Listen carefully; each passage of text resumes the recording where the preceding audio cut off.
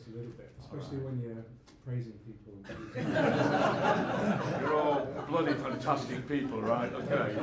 Set up my best, Northern England accent. And what else? I want to express my solidarity too with the Darug and the Kundangura people. When Whitefella gives them a chance, they are marvellous, caretakers of this land. And I also want to voice my support for the voice in Parliament. So I'm encouraging you all, if you can vote in the upcoming election or referendum, to please vote for that.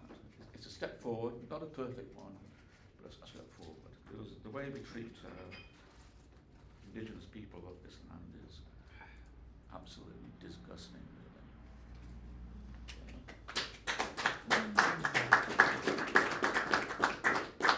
Now, I was going to read out the whole piece, but as you can see, it's a bit long. And you all have your matchsticks, hopefully. No. So I'm going to proceed really down to the main points. So I'll just address that, okay? If that's okay by you. And so I'll do so through some of my personal experiences. I'll leave out the terrible, gory, details.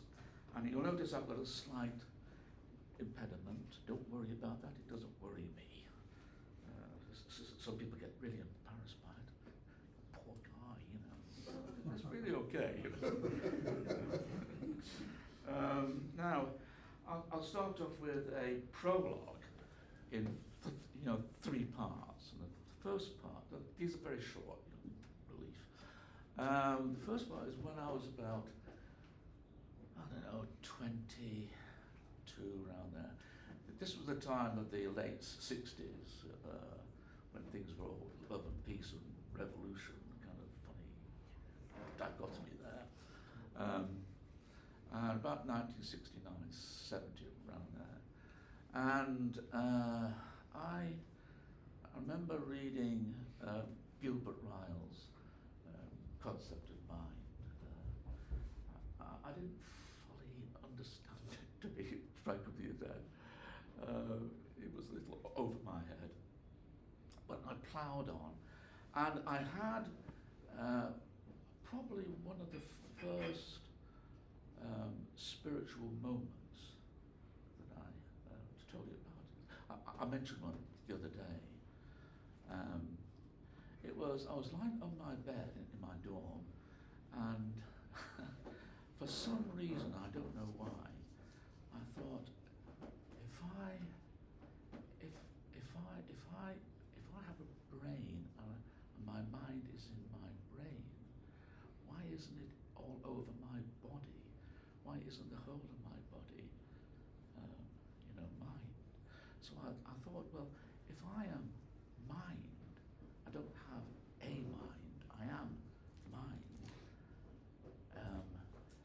Maybe everybody else is mind as well. And if everyone else is mind, then maybe there's a universal mind. And if there's a universal mind, kind of a big M, maybe this mind is God. And I don't know why I thought that. It's like a bit of a puzzle, really. I probably put the book down and went to the pub or something, got absolutely rancid, But no, it was quite a revelation actually, and I didn't. And that, funnily enough, has been with me all my life. Now, that wasn't the main issue with me at that time. The main issue at that time was I was into marching against injustices like civil rights in Ireland, Ulster. My background is Irish, and anti-apartheid and anti-Vietnam War and all that kind of stuff. And at that time, May riots. My brother Ed, he organised the biggest demo in Britain against the Vietnam War. So the zeitgeist for me anyway at that time was revolution.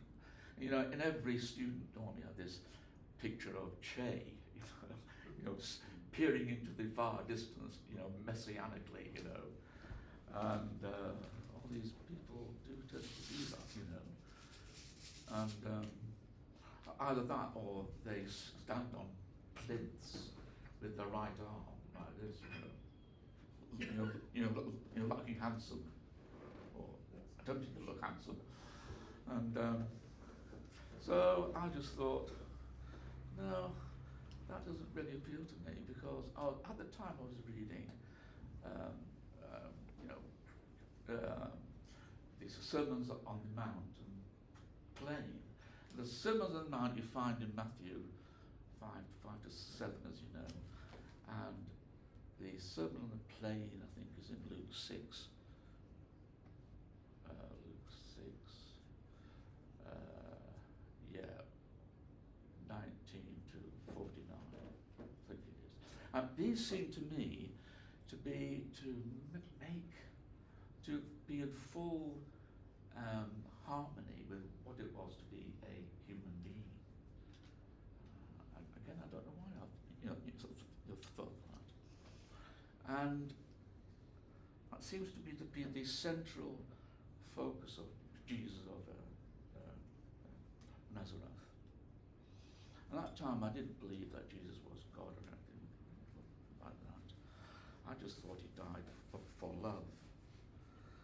And I thought, well, if he died for love, then that makes kind of sense of all the other stuff that I was reading at the time, like European mysticism. So particularly Eckhart, but not just Eckhart, people like Hildegard of Bingen and Angela of Foligno, who said at one point that God is the unknown nothingness.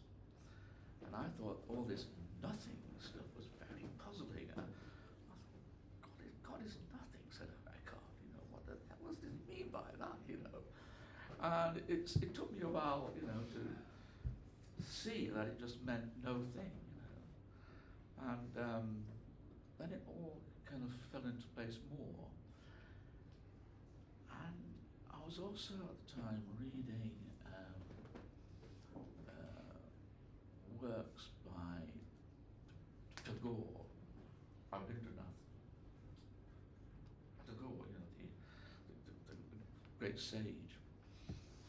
And through him, I bought a book called Hindu View of Life by Sarvapali Radhakrishnan. And this led me on to further reading down the track. So I read more about Bhakti, Advaita Vedanta, Shankara, Ramanuja, and Kashmiri Shaivism, which were particularly useful. People like Utpaladeva and Avanavagota, so on. And all this gave me the understanding that everything was one. And it was round about that time that I had this experience that I told you about. I was in a bus in what's now Serbia, and the bus went right up these karst, very high, steep mountains, and there were these hairbend bends, absolutely steep, and you could see right down. You're like, wow! And it came around one corner, and everybody in the bus, it was like a symphony of arms. They all pointed out, and I all looked up, and I saw this whacking, great big gorge. It was the Iron Gates Gorge, and I'd never even heard of this place before. So real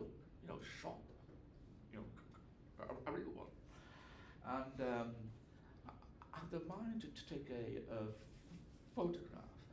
Now the Danube down in the gorge was about that big, that wide, down there.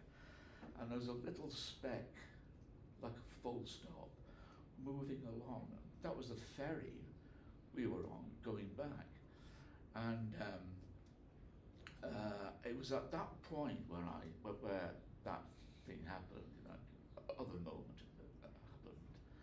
Everything was suspended.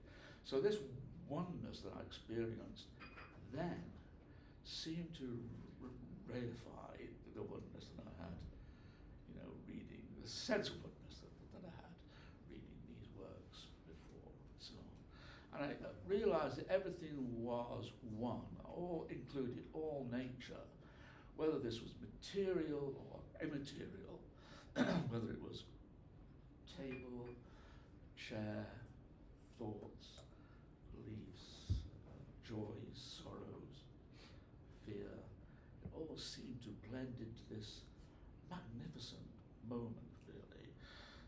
It's sort of, even now, says a bit sort of funny. But it was a real experience, reality. In German, they have two words for that, Realität and Wirklichkeit, and Wirklichkeit,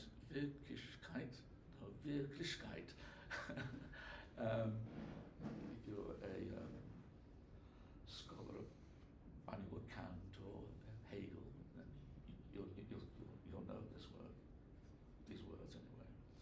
So I just, over the years after that, I married and had children, so my reading went down as it does.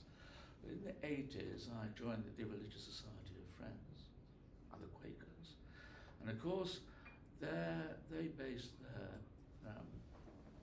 worship on silence. I don't like the word worship, actually. It reminds me of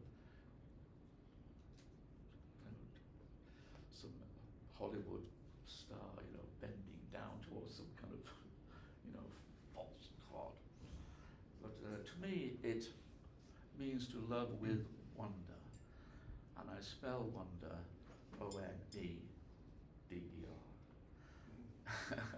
So that's the kind of prologue. And whenever I think of those times, I think the substrate of all those moments and that reading and so on was love. When I picture love in my head, L-O-V-E, I very gently hone in on the O.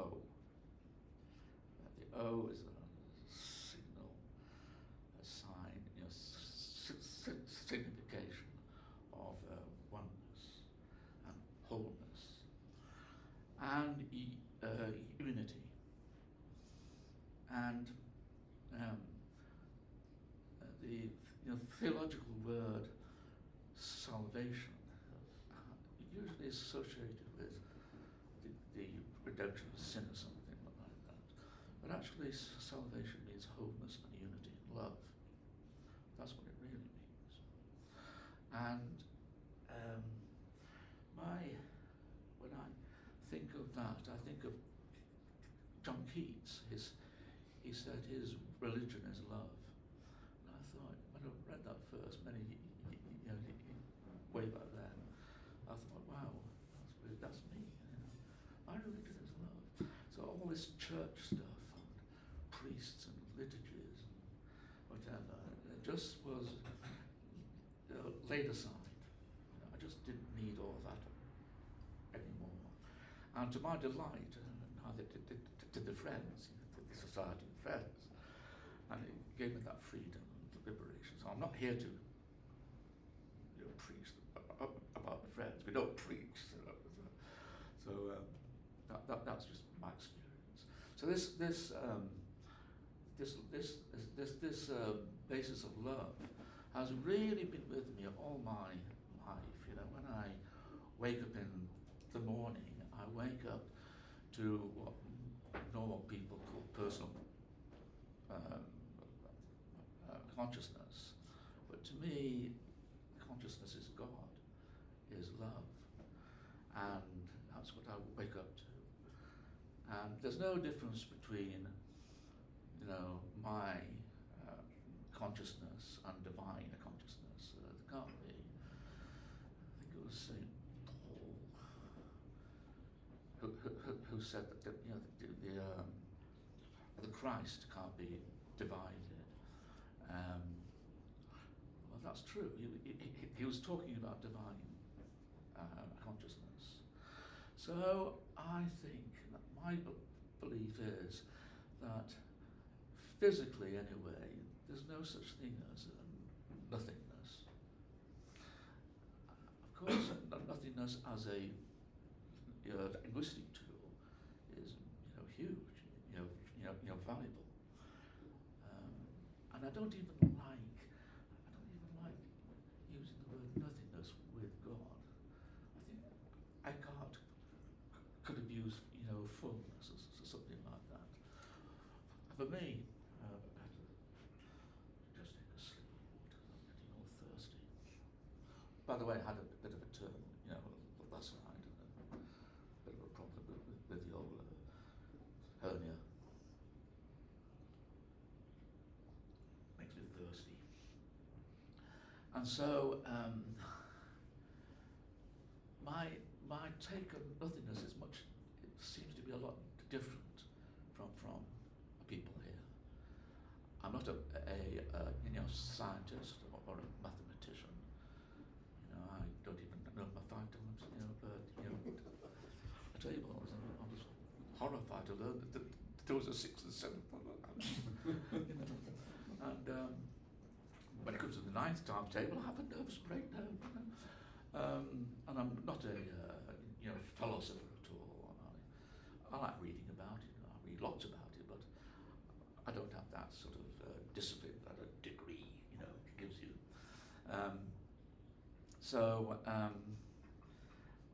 I'm just trying to just really convey my personal opinion, really. I take it or leave it. So when it comes to consciousness, to me, I think of it as all. So if you think of this circle, the O, the circle in oneness and in love, you think of it as vastly wide as possible. It includes everything. The universe, everything. There's nothing outside this all. There can't be. It's all. And not even nothing, actually. So what's inside it? Well, everything that moves by chance. The universe just happened. And we're lucky to be here.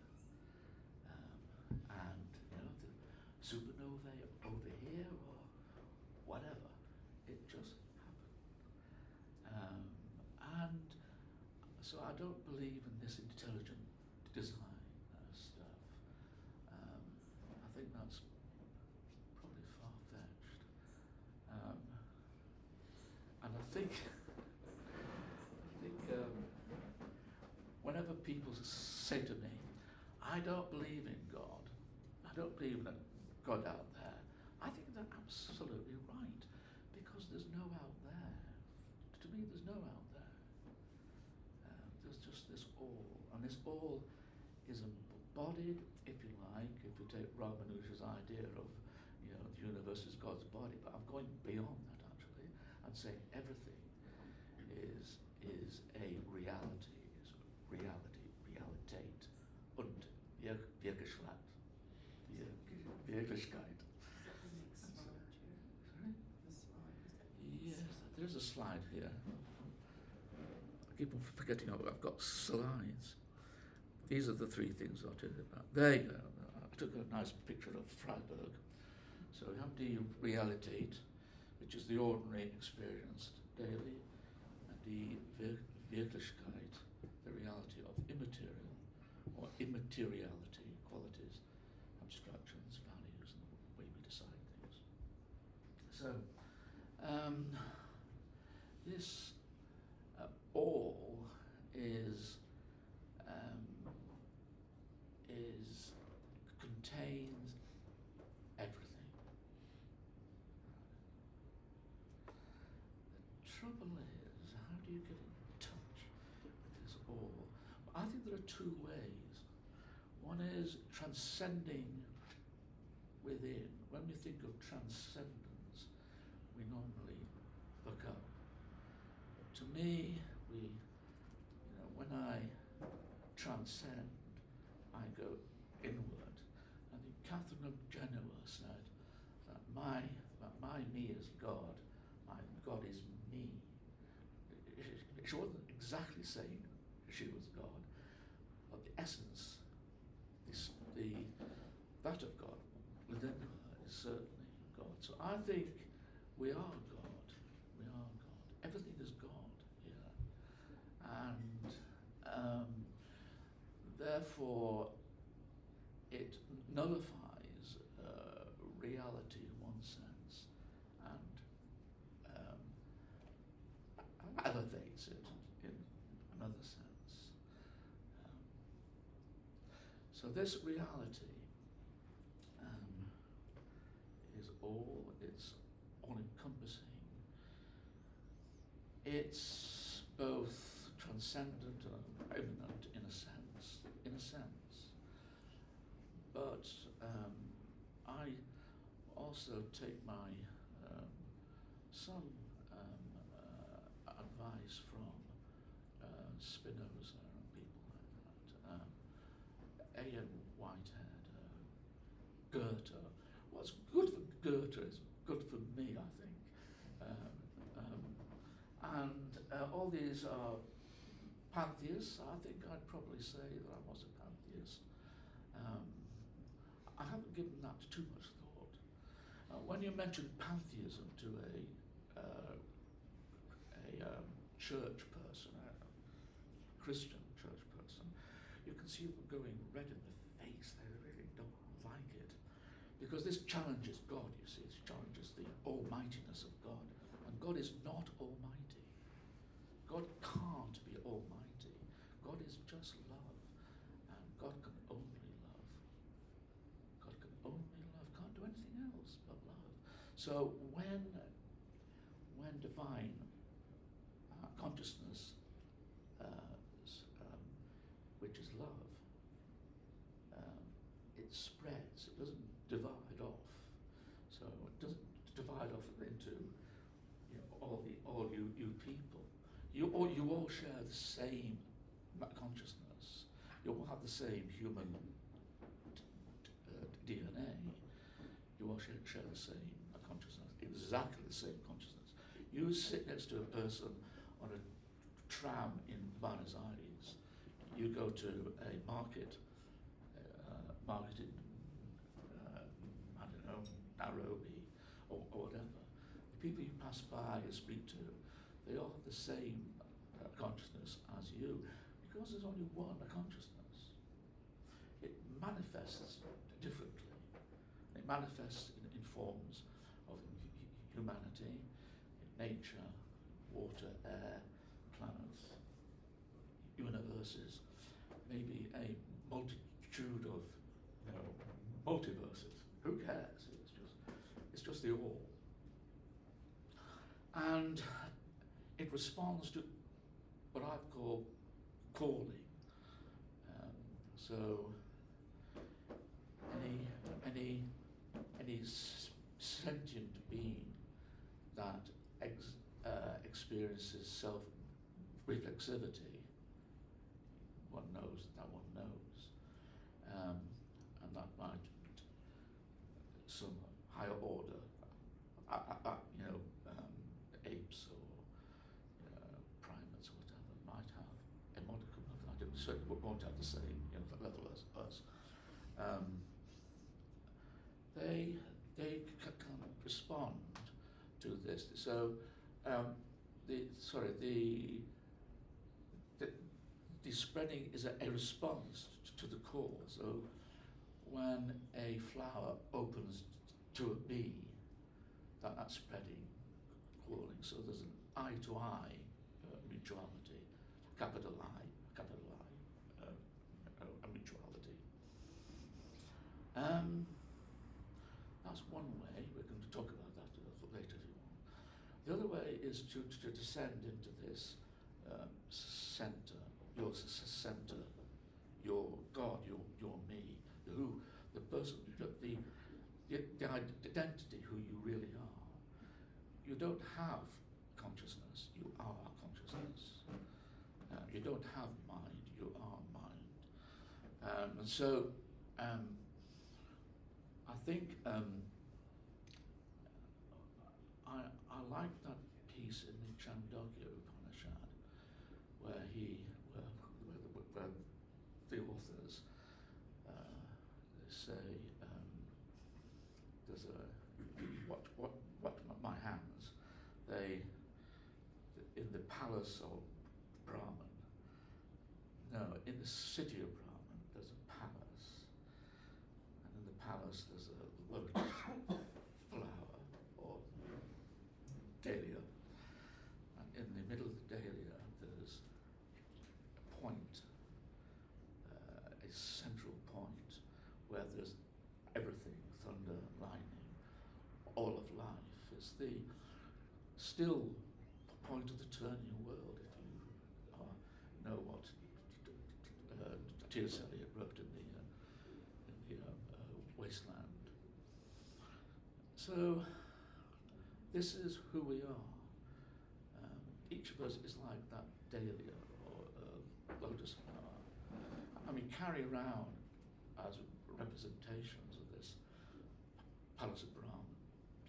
Brahman, by the way, comes from the Sanskrit bri, meaning to spread.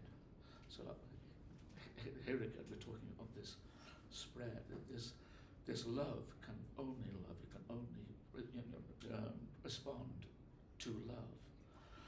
When you sort of contemplate on the nature of this love, this spreading, this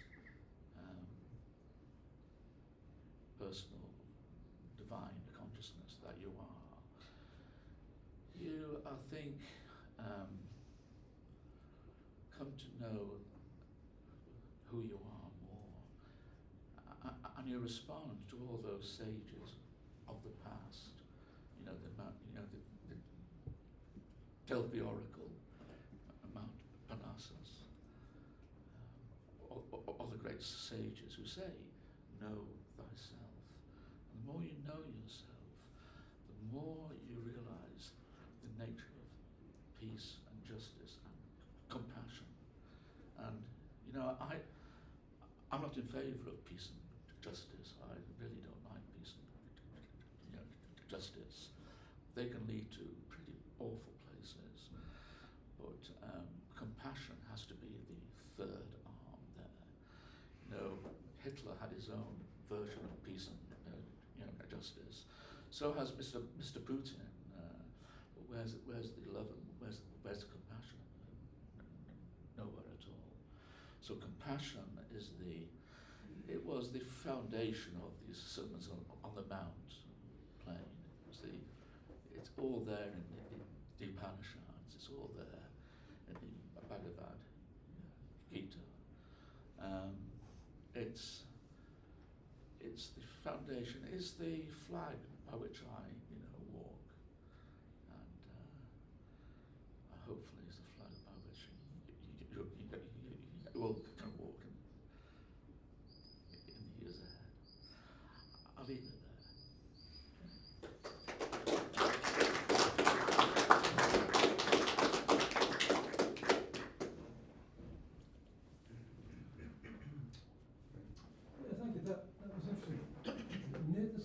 Several times you said things like everything is one, okay?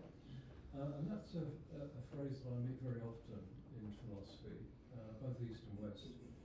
And I'm always curious as to what people mean by that, because what they certainly don't mean is that every two things are identical. My left leg is not the same as my right leg. I'm not a monopod. Okay. So it's not that kind of understanding. So I'm curious as to what you meant by a term like that. Okay, I look at the essence of all things. What do I mean by that? I mean, if I can put it into words, which I don't think I can really, I just know. I'll give you an example. I once met this very old peasant person. Really, I'm not being rude about her. In the middle of Romania, and I couldn't speak her language, and she certainly couldn't speak mine. She was very, very old, and didn't have the background that I had in education. So there were many differences. Long story short, and the encounter, she what she did was she spoke to me in Romanian or in that patois part of Romania, and I just assumed that she was saying, "Where are you from?" So I said, "Anglia, England," and she really thought I'd come from Mars. This person, really, and she was I'm not a tall man, but she was tiny, and she must have been in her late 80s, pushing 90 really, and she just looked at me, and I didn't quite know what to say after that, and so I pointed to the church. That happened in a very run-down church yard. There were faded frescoes. I was trying to work them out, and I sort of did this, looked at the church and did that. Well, this absolutely changed this person. She lifted up a very leathery, bony hands and took my 22-year-old face in both hands, dragged it down, and gave me a kiss on the forehead, and just then she patted my cheeks and went off. She just went off and disappeared. And for a long time I was trying to work out what the meaning of that was, because I'd read Lawrence van der Post, who advised people to look to the meaning of things. So I was trying to look to the meaning of things, and I realised that it was nothing to do with the differences between us, the age or whatever. It was to do with the joy of meeting someone on a certain level, and I don't quite know how you describe that. And it was a deeply ontological experience. Now, I don't know how to tell you really. When you sort of put it in a nutshell at the start, you said everyone has the same essence. Okay. Yes. And that's certainly the way that the thought that all is one is lost in a number of different traditions, including some of the Buddhist traditions, for example. So there are resonances of many of the things you said with certain Buddhist views, especially Huayan, one of the Chinese Buddhisms. And some people have lost the Huayan view as that indeed everything has the same essence, namely emptiness. Yes. Well, I think emptiness is not nothingness, though. No. Right. No, emptiness is dependence on other things. Yes. And in the Huayan tradition, everything depends on not some other things, but all other things. So you get this kind of massive interconnected network. Yes, it's like that reminds me of Mahayana tradition. Well, You've got Patti. Mahayana has many different schools. Yes, yes. And all the schools of Buddhism, apart from the very earliest, the Mahayana. Yeah, Okay? yes. And Huayan is one of them. Yeah. Well, I know it's linked to suffering, but the term patiya samutpada has this notion of oneness, interconnectedness. Is that right? Yeah, Pticsamappada is just causal interconnection. Yes. And Yes. the things are causally interconnected. Yeah. It goes right back to the earliest Buddhism. Yes. But in later Buddhism, it kind of spreads out into this kind of general picture of interconnectedness. Yes. But I mean, you were talking about love. Yeah. Okay. Yeah. There's a very similar notion in the whole Buddhist tradition, which is that the Sanskrit is Katoomba, which is often translated as compassion, but that's not a good translation. Something like care is better. But it's the mutual interrelationship of what people should feel for each other. As far as I can see, it's very similar to the notion of love in the sense that you were using it. Yes. Thank you for that. Yeah, I mean, there's a whole bunch. Sorry. I was going to say, there's a whole bunch of things similar to this in physics. So David Bohm was heavily into this, and he had the same idea that if you've got an undivided universe that's interconnected like that, then it makes no sense to be fighting and divided against each other. That's right. There's another most close connection to what you're saying. Schrodinger's has this famous line where he says that the total number of minds in the universe is one. That's right. Yeah. Which is very similar to what you're saying, is the universal mind idea. Yes, it does say that. And there's something like that. It's a singularity that phases into all being. Of course, he had actually read Advaita. Too. Yeah, that's very interesting. But it's interesting that those physicists, like quantum, like von Neumann and so on, they'd all read, the Vedantas and the. Oppenheimer. Yeah, of course. Yeah, that's famous example. But of course, then people say, well, they would say that, wouldn't they? Because they read. Well, they actually read those things because they wanted to make sense of what they were seeing in the lab.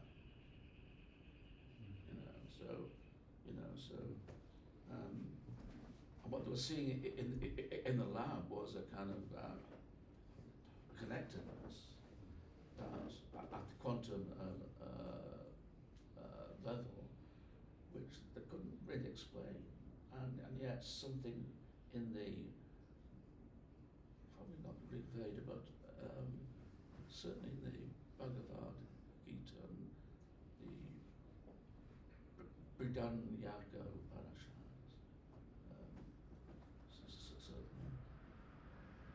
In the beginning, you talked about mind and consciousness being the whole body. The oneness is, inside of you. It's not just part of you, right? Yes. There's oneness. And then when you began to talk about your experience of oneness, seeing the Danube River and so forth, in both cases, you give a kind of privilege to vision. So the experience of oneness is something that's seen. In the same way that typically, if you think of the last time you recounted a dream to somebody, you probably flattened it out to talk about what's visible, forgetting about the smell and the taste and the touch and these kinds of things. When the Buddha was enlightened, the first thing that happened is that his senses were restored. The earth shook like a woman drunk with wine, and sweet-smelling flowers fell from the skies, because he had punished himself and his body and repressed the senses. So the restoration of the senses is a part of enlightenment, but we think of the light only of the vision. And Nishtani talks about what happens in enlightenment as synesthesia. Yes. You can hear the fragrance. Yes. These kind of things, and that's common in the mystics as well.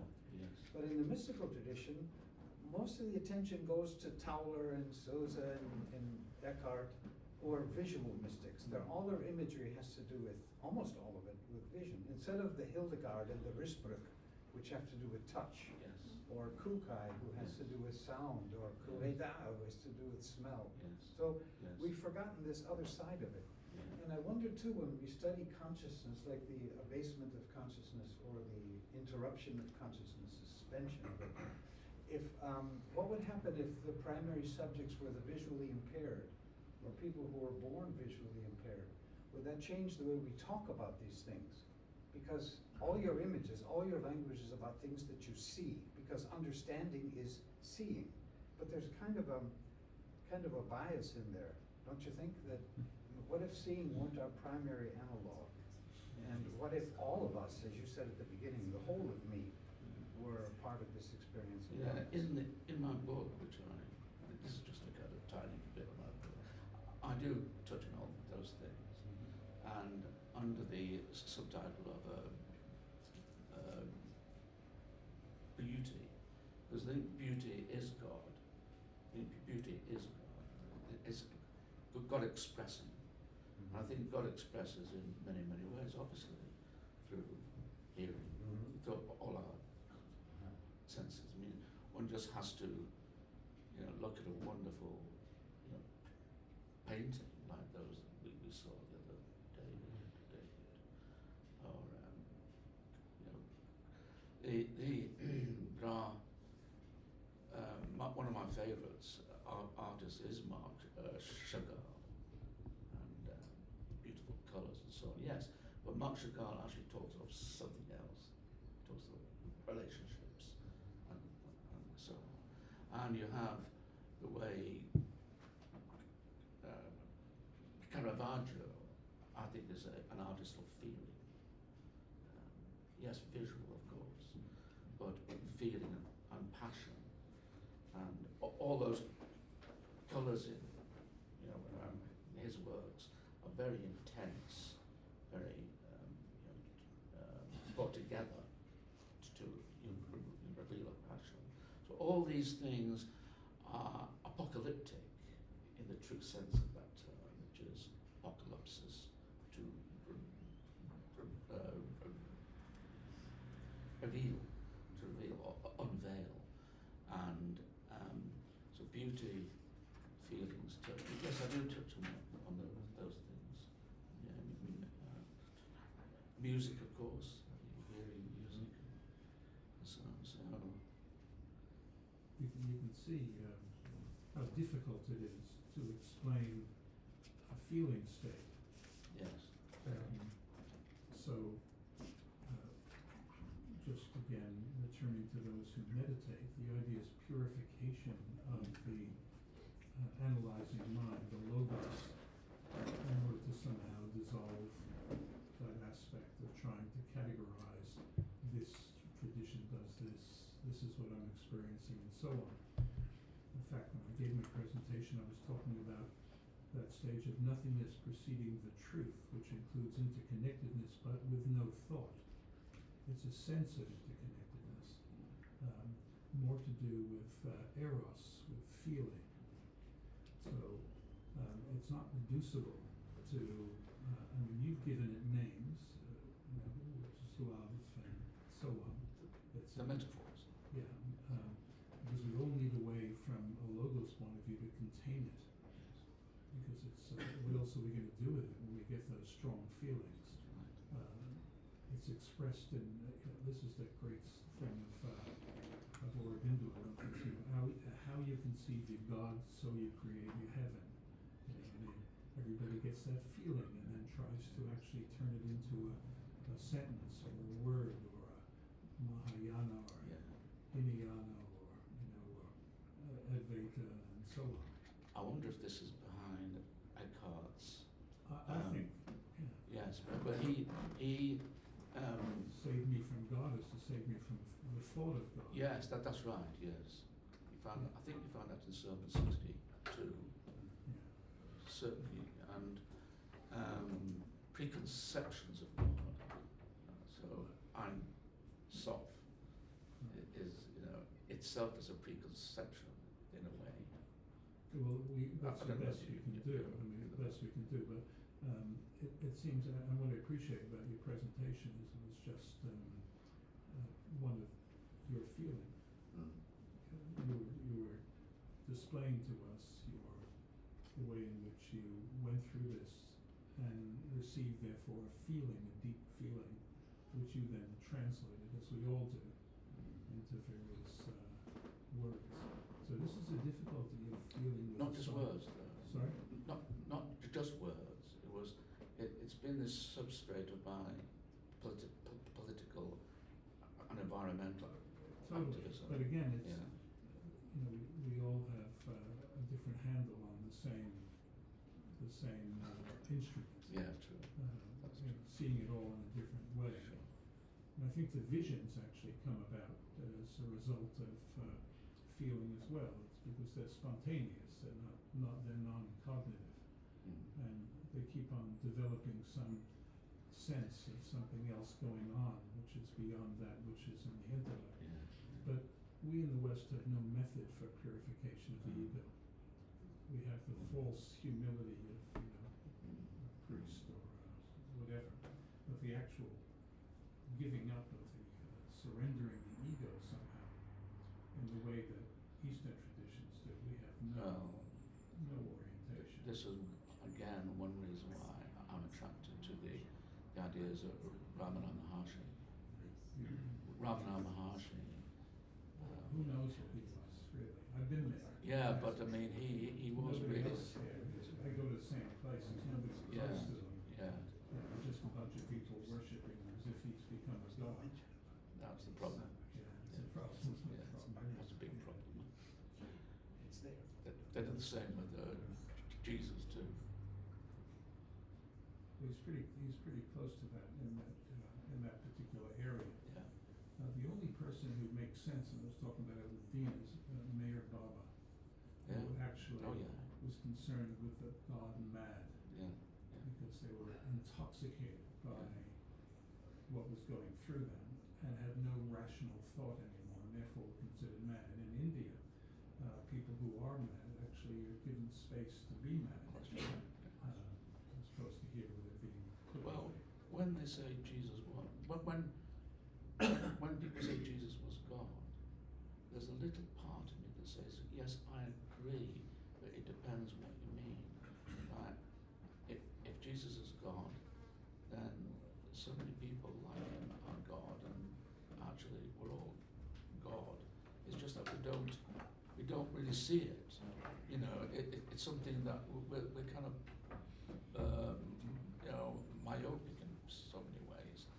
And in the Gospel of Thomas, you read, I think it's Logan 113, it says the kingdom of God is everywhere, spread across the world, but hardly anybody, realizes it. But, you know, the kingdom of God, what's that? It's divine consciousness. It's just that nobody notices it. We're so busy with things, and we have to, lay aside these things and appreciate the no thing.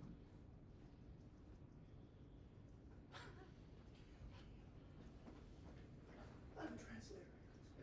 I'm the translator because this man has no voice, so I'm voicing the nothingness in there. It's gone even more hot. In terms of, there are two views of this one.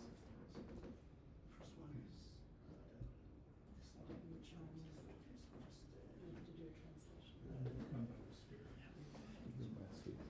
We're translating Chinese at the same time. We're pointing to Heaven, earth, and I were produced together, and all things and I are one.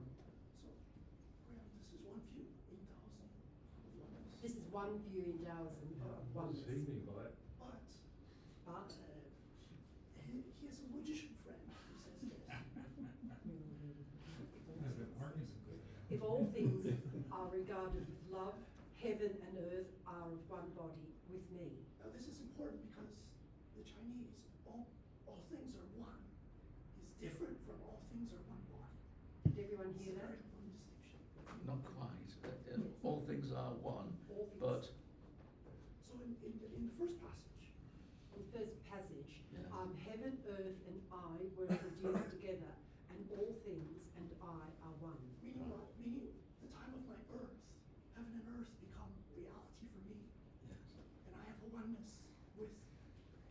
earth and all the things Oh, within. yes. Now, this is Zhuangzi. His logician friend is making a distinction that all things in I are one body. Yes. So he's using a logical argument. So you have the physical oneness of things, right? Yes. Because all things have the same form, physical form. And you distinguish based on attributes, male, female, old, young, right? Yes. So for Zhuangzi, that's problematic because you are making artificial lines of division. Yes. So that's why Zhuangzi says, when heaven and earth, they are co-arise with me, Yes. and there are no distinctions, all is one. Right.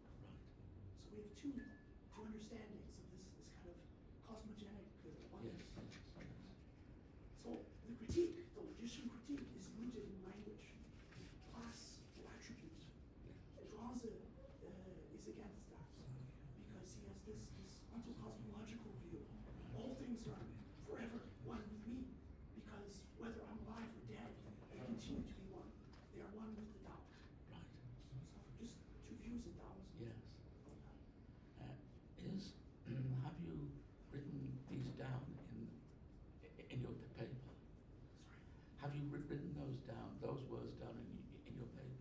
I talk about it in other papers, not on the I'd like to read them. So I have a paper on the concept of no self. Yeah. I really So I appreciate it. discuss that in there. My ideas are fluid, you know. In a true oneness philosophy, you can't have dogma, creed. I learned to dispel with those things when I was 20. You know, I saw them as false. Can I take a point from Leslie? You talk about the idea of madness. That in Eastern Christianity we have holy fools. Do you know about the tradition of the holy fool, which is still a living tradition in Eastern Christianity, in Russia, in other places like this, where people dispense through asceticism with all things, and of course you can read about it in all sorts of writings that have been done about the holy fool. I think it comes in Islam. There's a tradition of the holy fool in the Muslim tradition as well.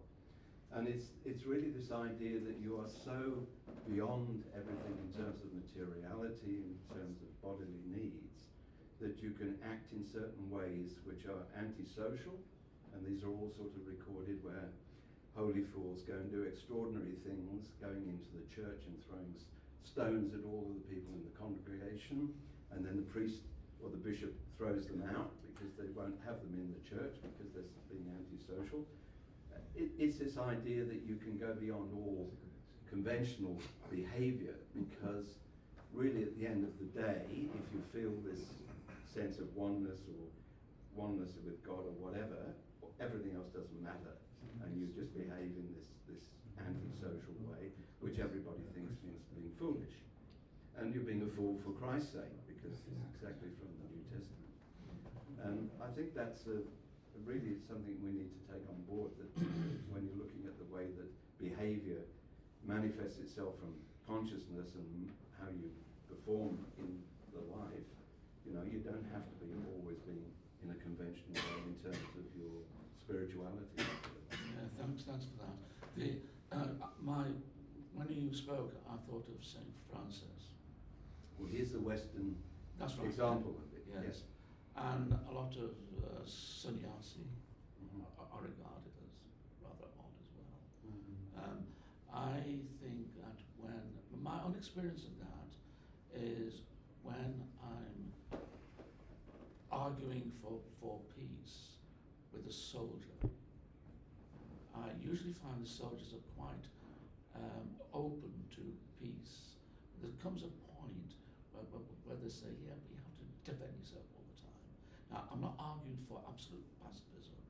What I'm saying is that there seems to be a point, it's very difficult to define where it is, where people just will not go, will not turn the other cheek. They simply can't do. And those of us who might occasionally turn the other cheek, I'm not I'm not a saint, you know. They think we're kind of naive or irresponsible, or rather actually dangerous, because, you know, in their logic, with their logic, people like me lead to the death of people. Whereas in my logic, people like him or her actually do kill people.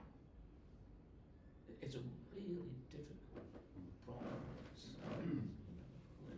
And always we are presented with this what if, which I've learned to say I don't answer those anymore. Because when I did, you get so entangled with, you know, feelings and passion, so you never make any headway at all. The only way I think love is made real is through example. You can have all the books in the world, all the theories, and I'm not knocking that, but in the end, for me, I'm not saying for you, I'm saying for me, I just feel the older I get, the more I realise that it is my example. You know, I can bring all the childhood psychological theories to bear on the, you know, on my 22-year-old, 22-month-old grandson. It's not going to make any difference, but a big hug will. That's what I mean. I think in the end, it's a simple view of life that I want to follow, try to follow. I've failed quite often, but that is the essence of who I am, and I want to follow that, because what's the alternative? What's the alternative?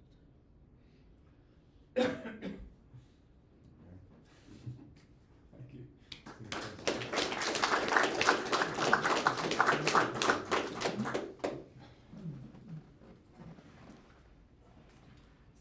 I really like your point. Sensory modality. Okay, I think I've already copied them onto the